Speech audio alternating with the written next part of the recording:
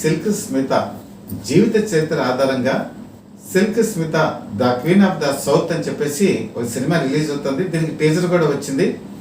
ఈ టీజర్ కనుక చూసినప్పుడు మనకి ఇందిరాగాంధీ మరి ఒక పత్రిక చూస్తూ ఉన్నటువంటి సందర్భం కూడా మనకు కనపడుతుంది. అసలు ఇందిరాగాంధీకి సిల్క్ స్మితకి మధ్య ఉన్నటువంటి రిలేషన్షిప్ ఏంటి, ఇది ఎందుకు చూపించారు, అలాగే సిల్క్ స్మిత నిజ జీవితంలో జరిగిన సంఘటనలు ఏమిటి, ఆవిడ కష్టపడి ఎలా పైకొచ్చింది, అలాగే కష్టాలు ఎలా పడింది, తర్వాత కాలంలో చూసుకుంటే ఆమె మరణించిన తీరు, అది హత్య ఆత్మహత్య, ఇది కూడా ఇప్పటికీ కూడా తేలనటువంటి అంశం.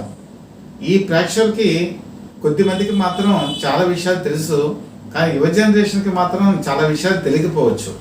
అయితే ఈ సినిమా చూసిన తర్వాత వాస్తవాలు వెలుగులోకి వస్తాయా, లేకపోతే కల్పిత కథ కూడా అందులో జోడించి మసాలా దట్టించి మరి నిజమైనటువంటి జీవితానికి దూరంగా సహజత్వానికి భిన్నంగా ఈ సినిమా తీస్తారా అని చెప్పి చాలామంది ఆసక్తిగా ఎదురు చూస్తున్నారు.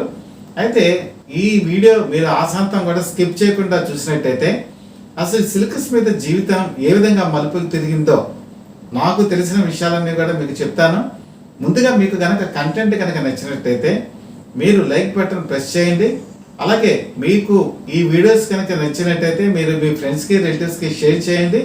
అలాగే బెల్ ఐకాన్ ప్రెస్ చేసి సబ్స్క్రైబ్ కూడా చేయండి. మీరు కనుక సబ్స్క్రైబ్ చేసి లైక్ చేసినట్టయితే మాకు నూతన ఉత్సాహం వస్తుంది. సబ్స్క్రైబర్స్ పెరిగినా లైక్లు చేసినా మేము కొత్త కంటెంట్ని ఇంకా తీసుకొచ్చి మీకు ముందు పెట్టేటువంటి ప్రయత్నం చేస్తాం. ఇది జర్నలిస్ట్ అందరికీ కూడా ఒక టానిక్ లాంటిది, అది మీరు చేస్తారని చెప్పి మనస్ఫూర్తిగా భావిస్తూ, సిల్క్ స్మిత యాక్చువల్గా ఏలూరు నుంచి వచ్చారు. వీడి పేరు అసలు పేరు కనుక చూసుకుంటే విజయలక్ష్మి. సినిమాలో చేరాలనేటువంటి ప్రయత్నం, ఎవరు గాడ్ ఫాదర్ అంటూ లేరు. చివరికి తల్లి కానీ ఆవిడ సోదరుడు కానీ ఎప్పుడు కూడా ఆవిడ పక్కన లేరు. ఆవిడ తమ స్వయంగా ఎదిగారు.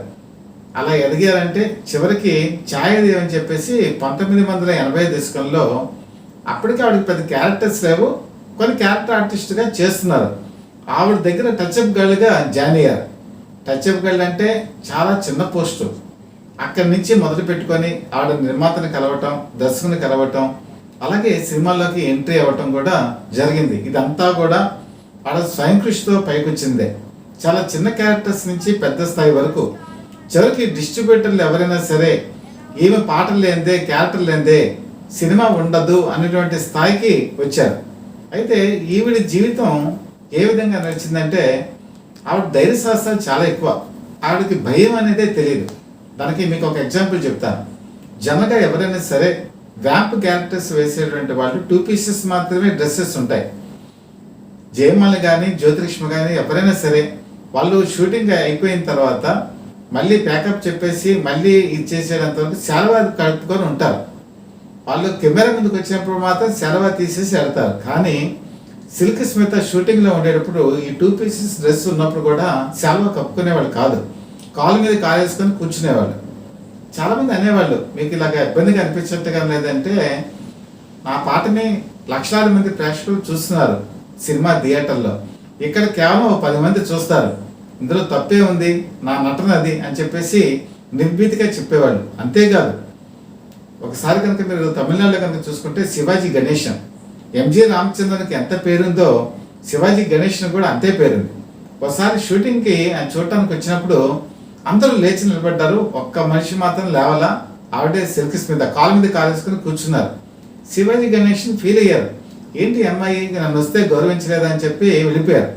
తర్వాత నిర్మాత వచ్చి అడిగినప్పుడు ఆవిడ ఒకటే సమాధానం చెప్పారు, నేను 2 పీసెస్ డ్రెస్ వేసుకున్నాను, కాలు మీద కాలేసుకుని కూర్చున్నాను, నాకు లేవటం అనేది నాకు ఇబ్బందిగా ఉంటుంది, పైగా నేనేమి శివాజీ గణేశన్ నాకు సినిమాల్లో నాకేం అవకాశాలు ఇప్పించలేదు, నేను నా స్వయం కృషితో పైకి వచ్చాను, నా పద్ధతి ఇది అని చెప్పి ఒక స్టేట్మెంట్ కూడా ఇచ్చారు. ఇది ఆ రోజు తమిళనాడులో పెద్ద వివాదాస్పదం. ఒక సిల్క్ స్మిత ఈ విధంగా ఒక ప్రముఖ నటుడిని అగౌరవపరుస్తుందా అని చాలా పత్రికలు విమర్శలు గుప్పించాయి. కానీ ఆవిడ దేనికి భయపడలేదు, దేనికి వెలవలేదు, ఎక్కడ కూడా క్షమాపణ కూడా చెప్పలేదు. అంటే ఇదంతా ఎందుకు చెప్పానంటే సిల్క్ స్మిత బేసికల్గా దేనికి భయపడరు. అలాంటి వ్యక్తి తన చివరి రోజుల్లో చివరి క్షణంలో ఆత్మహత్య చేసుకున్నారా అంటే ఎక్కడా కూడా నమ్మశక్యంగా అనేటువంటి పరిస్థితి ఉంటుంది. ఈరోజు వాళ్ళ సోదరుడు కానీ మిగతా వాళ్ళు కూడా చెప్తుంది ఏంటంటే అది ఆత్మహత్య కాదు, హత్య. కానీ ఆ రోజున పరిస్థితుల్లో మేము ఇనిషియేటివ్ తీసుకోకపోవడం వల్ల అది మేము ముందుకు వెళ్ళలేకపోయాం అని చెప్పేసి వాళ్ళు చెప్పడం జరుగుతుంది. మరి ఈ సినిమాలో అది ఎలా చూపించబోతున్నారు, వాస్తవాలు ఏ విధంగా బయటకు తీసుకొస్తారని కూడా ఆసక్తికరమైన పరిణామం. అయితే ఈవిడ జీవితం నల్లేరు మీద నడకలా కాదు. అటు తెలుగులో కానీ, తమిళంలో కానీ, కన్నడంలో కానీ, మలయాళంలో కానీ ఈవిడ చాలా సినిమాల్లో నటించారు. అలాగే ప్రేమలో కూడా చాలాసార్లు పడ్డారు. మొట్టమొదట ఇప్పుడు సూపర్ స్టార్ రజనీకాంత్ ప్రేమలో పడ్డారు, పెళ్లి చేసుకుందామని అనుకున్నారు. అనివార్య కారణాల వల్ల అది పెళ్లి కింద మారలేదు. తర్వాత మరి ప్రభు శివాజీ గణేషన్ కొడుకు, ఇద్దరు కూడా పెళ్లి దాకా వచ్చేసారు. కానీ శివాజీ గణేషన్ అబ్జెక్షన్ చెప్పారు. కారణం ఏంటంటే ఆ రోజు షూటింగ్లో తను వచ్చినప్పుడు మరి ఆవిడ కాలు మీద కాలేసుకున్న సంఘటన చెప్పాను కదా, అది దానివల్ల ఆ పెళ్లి ఆగిపోయింది. సో ప్రభుదేవతో మరి ఇదే బ్రేకప్ అయిపోయిన తర్వాత వినోద్ అని ఒక అతన్ని ప్రేమించింది. అతను వెనక కూడా కొన్ని వేషాలు వేశాడు, అది కూడా ఫెయిల్యూర్ అయిపోయింది. ఇలా ప్రేమలో పట్టడం, తర్వాత అది ఫెయిల్యూర్ అవ్వటం. దాంతో ఆవిడకి చదువు కూడా పెద్ద రాదు, ఏదో నామినల్ నాలెడ్జ్ మాత్రమే ఉంది. అలాగే మహానటి సావిత్రి లాగా ఫైనాన్షియల్ మేనేజ్మెంట్ తెలియదు. లెక్కలు ఏ విధంగా చూసుకోవాలి, వచ్చిన డబ్బు ఎంత, పోయే డబ్బు ఎంత, అది తెలియదు.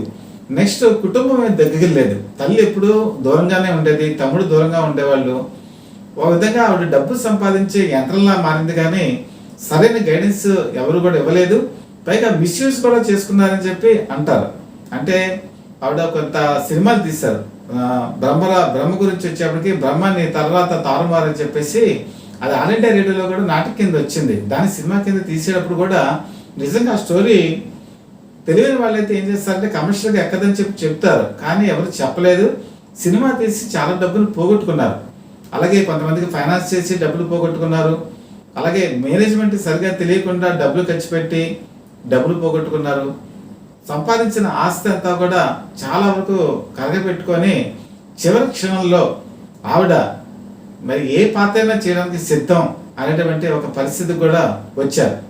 అయితే ఈ పరిస్థితి కనుక చూసుకుంటే ఉన్నత స్థాయికి వెళ్ళేటువంటి సిల్క్ స్మిత చివరి క్షణానికి వచ్చేప్పటికి డబ్బులు లేనటువంటి పరిస్థితి ఎదుర్కొందా అంటే కొంతమంది ఏమంటారంటే నగలు ఉన్నాయి, కానీ ఆవిడకి ఒక నైరాశ్యం వచ్చేసింది, సమాజం మీద విరక్తి పుట్టింది. తను ఇంత సంపాదించింది, ఎవరు కూడా ప్రేమించడం తను చూసి ప్రేమించట్లేదు అని, పైగా సున్నిత మనస్కురాలైనా ధైర్యం తెగువ చూపించినా కూడా చివరి క్షణంలో ఆవిడ ఒక రకమైన వేదనకి గురైంది అని అంటారు. ఆ వేదన ఏంటి, ఎందుకు గురైంది, ఇది కూడా బయటికి చాలా వరకు కారణాలు తెలియరాలేదు. ఒక విధంగా చెప్పాలంటే సిల్క్ స్మిత జీవితం ఎవరికి తెలియనటువంటి ఒక పుస్తకం. ఈ పుస్తకంలో చదవని పేజీలు ఎన్నో ఉన్నాయి, ఎన్నో చీకటి కోణాలు కూడా ఉన్నాయి. ఎంతోమంది ఆమె జీవితంతో ఆడుకున్నాను కూడా ఒక అపప్రద కూడా ఉంది.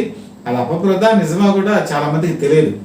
ఆవిడ సినిమా రంగంలో చేసినటువంటి ప్రయోగాలు కానీ, ఆమెను చూసి గురువు తొలగినటువంటి ఇన్సిడెంట్స్ ఎన్నో ఉన్నాయి. 1981లో ఏవిఎం స్టూడియోలో ఆవిడ నటిస్తున్నప్పుడు అక్కడ ఒక జామకాయలు అమ్మేటువంటి వ్యక్తి వచ్చాడు. ఆవిడ ఒక జామకాయ కొద్దిగా తిని షార్ట్కి రెడీ అవ్వటంతో వెళ్ళిపోయారు.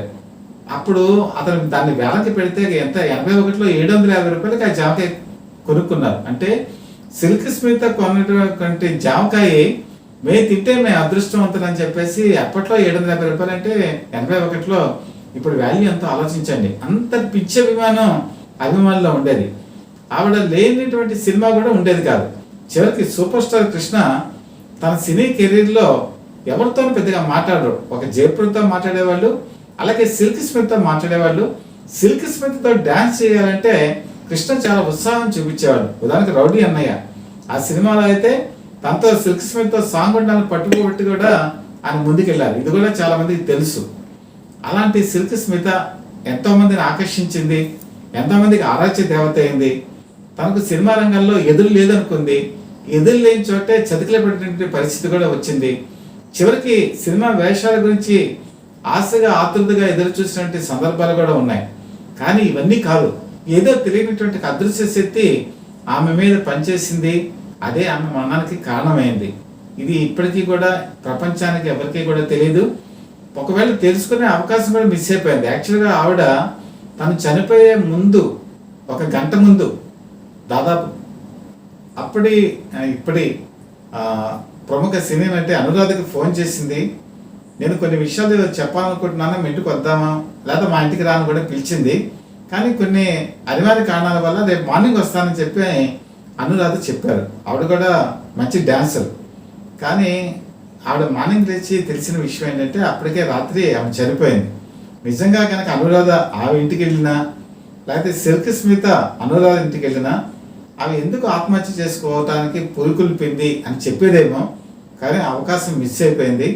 మరి ఈ సినిమా ద్వారా నిజమైన విషయాలు బయటకు వస్తాయా, చరిత్ర పునరావృతంగా అవుతుందో లేకపోతే ఇది కూడా మామూలుగా కల్పిత కథలాగా జరిగి ముగుస్తుందో ప్రేక్షకులు ఎదురు చూస్తున్నారు. వాస్తవాలు బయటకు రావాలని మాత్రం కోరుకుంటున్నారు.